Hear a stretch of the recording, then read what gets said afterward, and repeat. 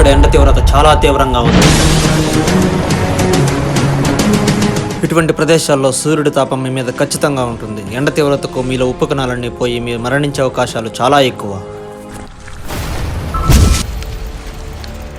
ఈ నీరు ప్రవహించడం లేదు అంటే ఈ నీరు తాగడం చాలా ప్రమాదం. దానికి తోడు నీరు పాచితో నిండిపోయింది, మరింత ప్రమాదం. మనము వేరే మార్గం ఆలోచించాలి. మనం అనుకోవాలే కానీ దృఢ సంకల్పం, తరగని ఆత్మవిశ్వాసం, బలమైన కోరిక ఉన్న చోట విజయం తప్పక వచ్చి తీరుతుంది. ఏదైనా సరే మనం మన గోల్ కోసం ఒక పని మొదలుపెట్టినప్పుడు ఆపకూడదు. మొదలు పెట్టాం కాబట్టి ముగించేయాలి.